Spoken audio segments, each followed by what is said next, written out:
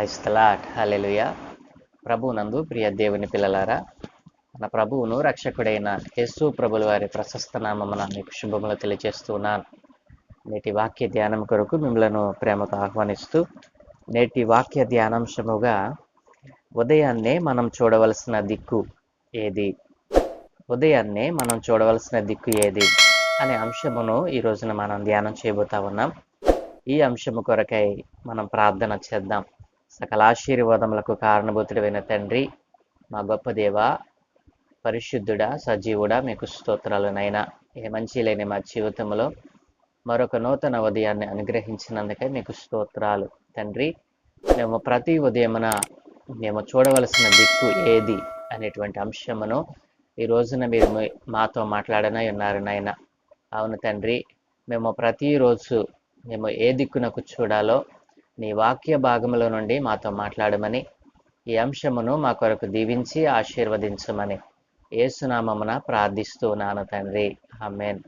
ప్రభువునందు ప్రియ దేవుని పిల్లలారా, మనము ప్రతి ఉదయాన్న చూడవలసినటువంటి దిక్కు ఏది, ఉదయాన్నే మనం చూడవలసిన దిక్కు ఏది, ఏ దిక్కునకు మనం చూడాలి. మనం ఆలోచన చేసినట్లయితే, మరి దేవుని ఎరుగునటువంటి వారు, అన్యులైనటువంటి వారు, మరి యేసు నామమును అంగీకరించినటువంటి వారు చేసేటువంటి పని ఏంటో తెలుసా? మనం సాధారణంగా చూస్తూ ఉంటాము, వారు ఉదయాన్నే లేచి మరి సూర్య నమస్కారం చేస్తూ ఉంటారు. సూర్యుడు ఉదయించేటువంటి దిక్కు ఏది? తూర్పున. మరి సూర్యుడు ఉదయించి పడమరన అస్తమిస్తాడు. అయితే మరి దేవునిని ఎరిగినటువంటి వారు సూర్య నమస్కారం అనగా తూర్పు దిక్కునకు చూస్తూ మరి ఆ సూర్యుడిని మరి నమస్కరిస్తూ ఆరాధిస్తారు. ప్రియ దేవుని పిల్లలారా, మరి ప్రకృతిలో ఉన్నటువంటి ప్రతి జీవి కూడా మరి తన ధర్మాన్ని, దేవుడు నియమించినటువంటి కట్టడను, విధిని పాటిస్తూ ఉంటే, ఒక మనుష్యుడు మాత్రము దేవుని మాట వినకుండా ఈ లోకములో ఒక మూర్ఖులైనటువంటి వారు, దుష్టులైనటువంటి, దుర్మార్గులైనటువంటి వారు, వారిని ఎలాగూ సంబోధించాలో నాకు అర్థం కావటం లేదు. కానీ వ్యర్థ ఆచారాలను, మరి పూర్వం నుండి ఉన్నటువంటి మరి మూర్ఖమైన, మరి ఆచరణబద్ధము కానిటువంటి వాటిని ఈ మూర్ఖులైనటువంటి, అజ్ఞానులైన వారి మీద బలవంతముగా రుద్దుతూ మరి దేవుడు చేసిన సృష్టిని ఆరాధించే వారిగా వారిని మార్చివేసి, ఆచారము అనేటువంటి దానిని వారిలో చొప్పించి, ఈ రీతిగా వారు దిక్కులను చేసినటువంటి దేవునిని కాకుండా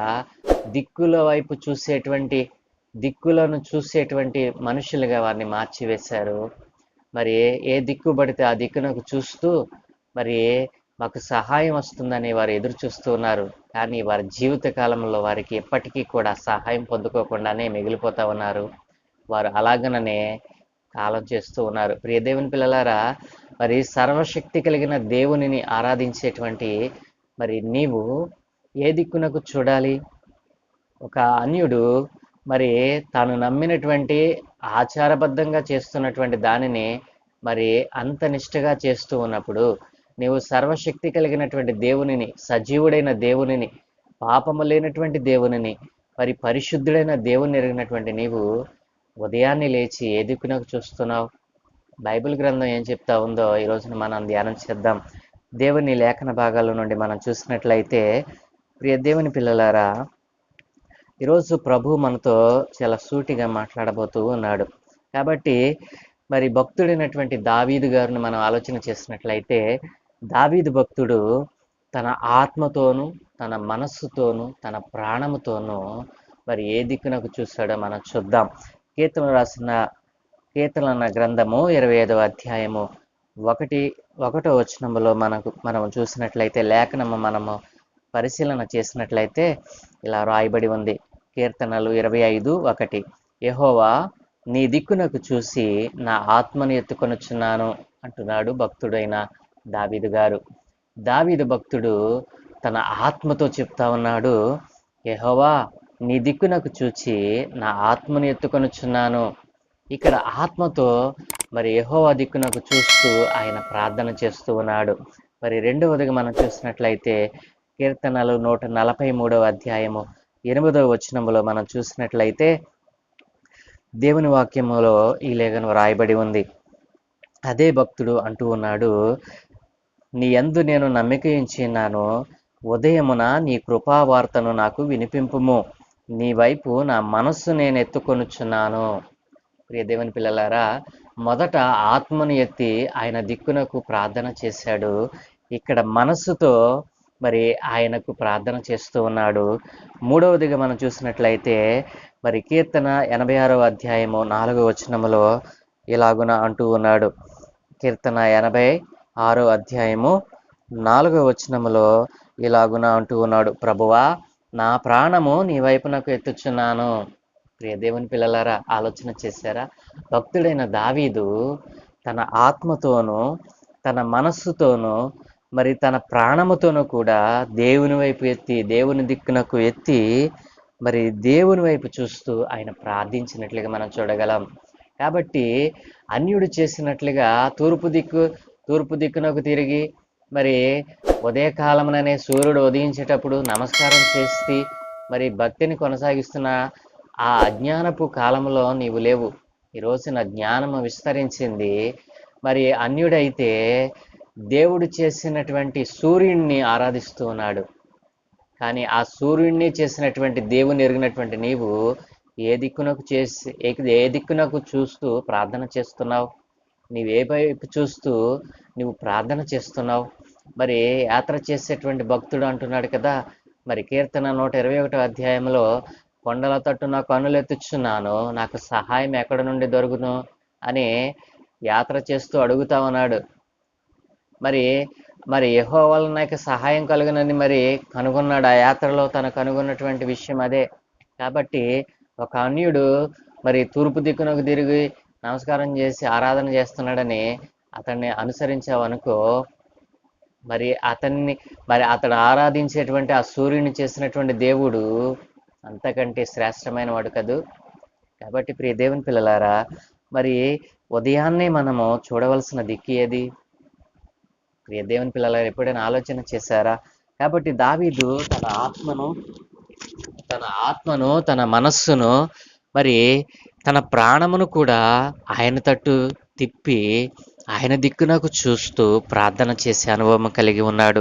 ప్రియ దేవుని పిల్లలారా, మనం ఆలోచన చేసినట్లయితే మరి హన్న తన మనోవేదనను దేవుని తట్టు తిప్పి ప్రార్థన చేసింది. హన్నకున్నటువంటి మనోవేదన ఏంటండి? మరి తన వైరి అయినటువంటి పెనిన్నాకు పిల్లలు కలిగారు. దేవుడు తనకు సంతు లేకుండా చేసినప్పుడు మరి తనకున్నటువంటి ఆ మనోవేదనను దేవుని తట్టు త్రిప్పి దానిని పోగొట్టుకుంది. దేవుని సన్నిధిలో ఎప్పుడైతే తన మనోవేదనను మరి ఆయన తట్టు త్రిప్పి చెప్పుకుందో, దేవుడు తన మనోవేదనను తీసివేసి తను కోరుకున్నట్లుగా దేవుడు తనకు అనుగ్రహించాడు. ప్రియ దేవుని పిల్లలారా, 1 సమూయేలు గ్రంథము 1వ అధ్యాయము 9 నుంచి 15 వచనాల్లో మరి లేఖన భాగం మనకు సెలవిస్తూ ఉంది.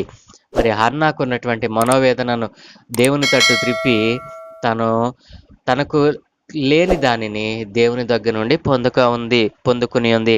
అలాగుననే హిజ్కియా రాజు, ఆహాజు కుమారుడైన హిజ్కియా రాజు మరి దేవుని తట్టు తిరిగాడు. యూదా రాజులలో మరి ఎవరును కూడా మరి హిజ్కియా రాజు విశ్వసించిన వారు కాదు. ఈ హిజ్కియా రాజు కంటే ముందు కానీ తన పూర్వీకుల్లో కానీ యెహోవాకు ఇష్టుడుగా బ్రతికినటువంటి రాజులుగా మరి ఎవరును కొనియాడబడలేదు. అయితే హిజ్కియా రాజు మరి అష్షూరు రాజు వచ్చి యోధా దేశములో ప్రాకారములు గల పట్టణములన్నిటి మీద ముట్టడి వేసినప్పుడు తను జడవకుండా మరి దేవుని సన్నిధిలో ప్రార్థించి మరి అష్షూరు రాజు చేతుల నుండి మమ్మల్ని కాపాడమని ప్రార్థించినప్పుడు మరి దేవుడు హిజ్కియా మనవి ఆలకించి, మరి మాకు ప్రమాదము పొంచి ఉంది, అష్షూరు రాజు పలుకుతున్నటువంటి మరి నీ నామమును బట్టి దూషణ మాటలు పలుకుతూ ఉన్నాడయ్యా, మరి మమ్మల్ని కాపాడగతావా లేదా, అష్షూరు రాజు చేతిలో నుండి మమ్మలను రక్షిస్తావా లేదా అని యెహోవా తట్టు తిరిగి ప్రార్థించినప్పుడు మరి ఎంత గొప్ప విజయమో తెలుసా అండి? మరి 2వ రాజుల గ్రంథము 18వ అధ్యాయము 13వ వచనం నుండి 37వ వచనం వరకు మరి అష్షూరు రాజు దేవునిని దూషించటం మనం చూస్తాము. మరి 19వ అధ్యాయములో మరి 15వ వచనం నుండి మరి హిజ్కియా రాజు యెహోవా సన్నిధిని ప్రార్థన చేసినప్పుడు మరి ఆయన ప్రార్థన చేసినటువంటి ప్రార్థన దేవుడు అంగీకరించి మరి మరి యెషయా అనేటువంటి మరి ఆ యొక్క మరి ప్రవక్తను పంపి హిజ్కియా రాజుతో సెలవిచ్చినటువంటి మాట, మరి అష్షూరు రాజు ఏ రీతిగా వచ్చాడో అదే రీతిగా తిరిగి వెనకకు పోతాడు, నీవు భయపడకు అని మరి ప్రవక్త ద్వారా హిజ్కియాకు వర్తమానం పంపుతాడు. ఎప్పుడైతే హిజ్కియా యెహోవా తట్టు తిరిగి ప్రార్థన చేశాడో ఎంత గొప్ప విజయమో తెలుసండి.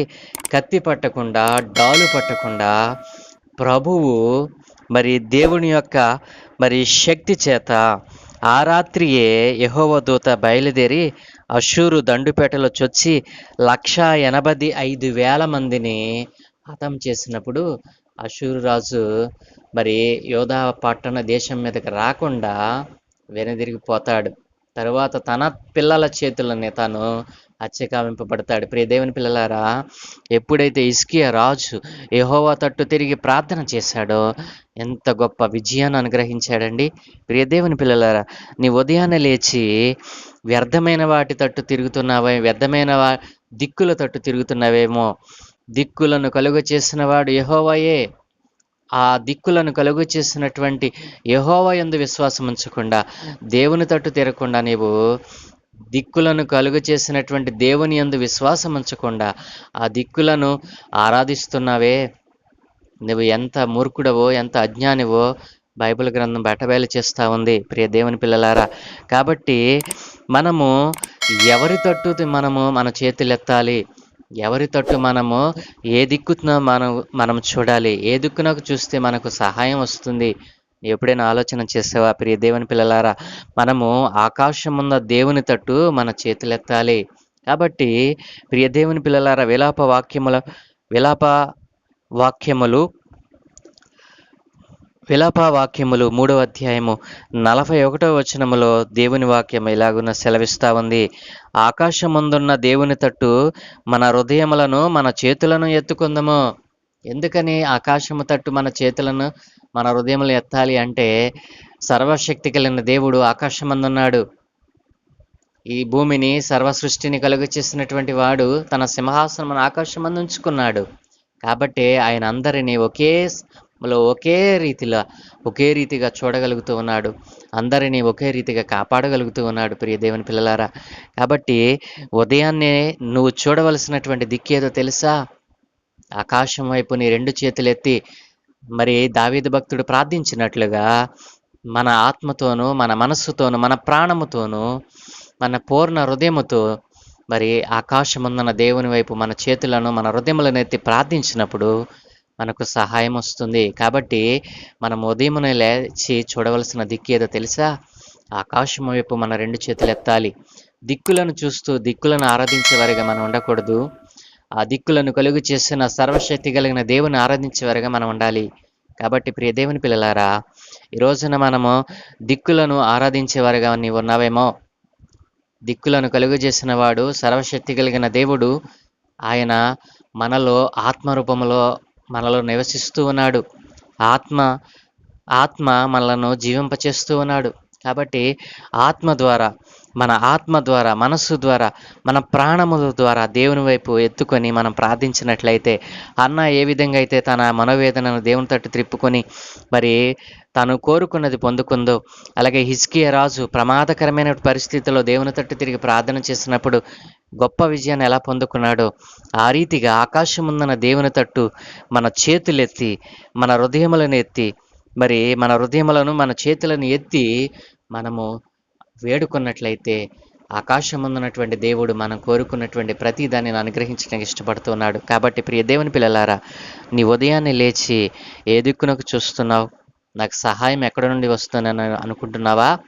ఆకాశం వైపు నీకు చేతులెత్తి నీ ఆత్మతోనూ, నీ మనస్సుతో, నీ ప్రాణంతోనూ నీవు ప్రార్థించినట్లయితే సర్వశక్తి కలిగిన దేవుడు నీకు కావలసిన ప్రతి దానిని ఇవ్వడానికి ఇష్టపడుతూ ఉన్నాడు.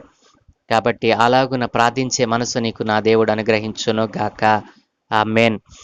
ప్రార్థన. సకల ఆశీర్వాదముల కారణభూతుడైన తండ్రి, పరలోకమందున్న మా ప్రియ గొప్ప దేవా, నీకు స్తోత్రాలు నాయనా. ఆకాశమందు సింహాసనము సీనుడవై ఆసీనుడవై మాతో మా ఆయన ప్రతినిత్యము మాట్లాడుతున్నందుకు మీకు స్తోత్రాలు అయ్యా. ఆకాశమందు నీ సింహాసనమును వేసుకొని అయ్యా ప్రతి మనిషిని ప్రతి జీవిని నీవు దృష్టించుచున్నావని నీ వాక్యం ద్వారా సెలవిస్తూ ఉన్నావు. నీ మాట సత్యము. నీ మాటను అంగీకరించకుండా నీ యందు విశ్వాసం ఉంచకుండా వ్యర్థ ఆచారాల చేతనైనా దిక్కులను ఆరాధించేవారుగా ఉన్నటువంటి నీ ప్రియబిడ్డలందరినీ చేతులకు అప్పగిస్తూ ఉన్నాను. ఈ రోజున ప్రతి ఉదయముననైనా మేము ఏ రీతిగా నీ వైపు చూస్తూ ఆశీర్వాదాలను పొందుకుంటున్నామో, ఇదిగో ఈ ఆశీర్వాదాలను కోల్పోతున్నటువంటి వారు కూడా నాయన ఈ రోజు నుండి అయినా సరే నాయన దిక్కులను ఆరాధించేవారుగా వారు నైనా ఉండకుండా దిక్కులను కలుగు చేసిన నిన్ను ఆరాధించేవారిగా మారటానికి సహాయం తెచ్చేయమని ఈరోజు మాకు ఇచ్చినందుకు మీకు స్తోత్రాలు నాయన. ఘనత మహిమ ప్రభావాలు మీరే పొందుకోమని ఈ దినమందు మేము చే పనులన్నింటినీ మీకు అనుదృష్టి ఉంచి మీ దోతల కాపుదలు అనుగ్రహించి మీరే మహిమ పొందుకోమని యేసు నామమున ప్రార్థించి వేడుకుంటున్నాము తండ్రి. Amen, amen, amen.